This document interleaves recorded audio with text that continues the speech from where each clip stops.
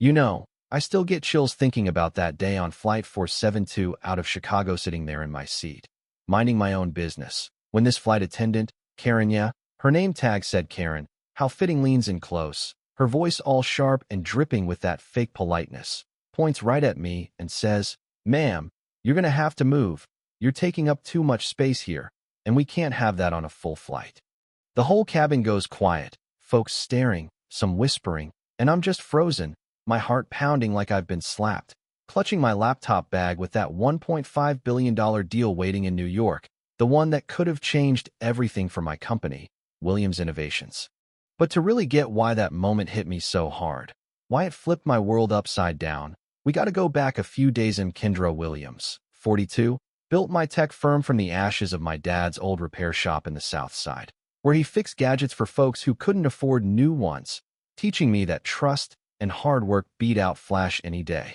He'd passed too young from a stroke, leaving debts and dreams, and I'd fought tooth and nail through boardrooms where I was the only black woman, always proving myself twice over just to get a nod. Now here I was, prepping this massive contract with Zenith Global, their CEO, Mark Harlan, calling it dawn, all smooth talk about making history together, but I could smell the rush, like he was hiding something. Maybe his messy divorce bleeding into company stocks, or worse, some shady accounting too. Keep his grip on power. My CFO, Jamal, best friend since college, the guy who shows up with coffee at 4 a.m. walks in that morning, shakes his head at me buried in spreadsheets, says, "Kendra, this deal's got red flags. Harlan's pushing too hard.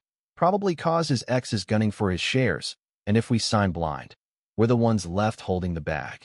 We dig in, uncover whispers of inflated values, board members buying stock suspiciously, but the opportunity's huge, jobs for thousands, legacy for dad. So I pack my power suit, that sharp red one that makes me feel unstoppable, kiss my sister's photo goodbye, ignoring her texts about missing family dinners again, and head to the airport, telling myself one more push, and I'll finally breathe.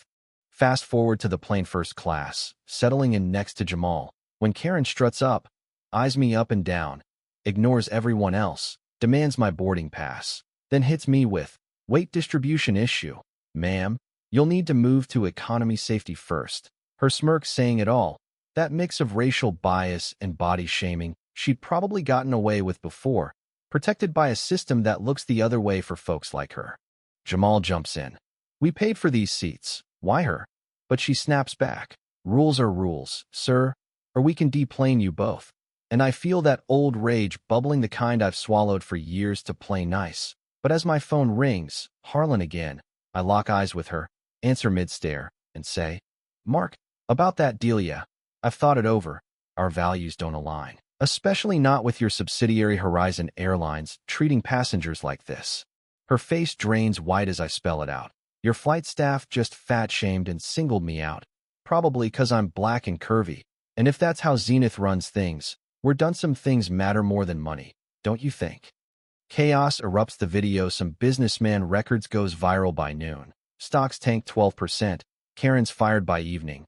But it's bigger than that. We uncover Harlan's fraud, his board trying to buy my silence with a sweeter offer, a board seat even, all to cover their asses.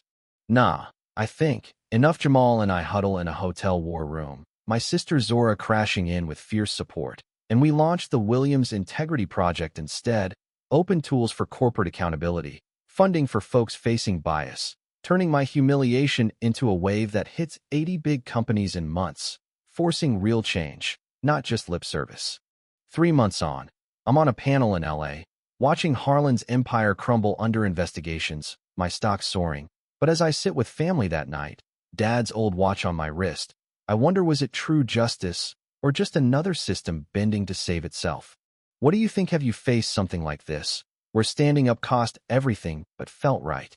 Drop a comment, share your story. Let's talk about real change versus quick fixes, 'cause stories like mine, they're everywhere, waiting to be heard. Hit subscribe if you're in for more.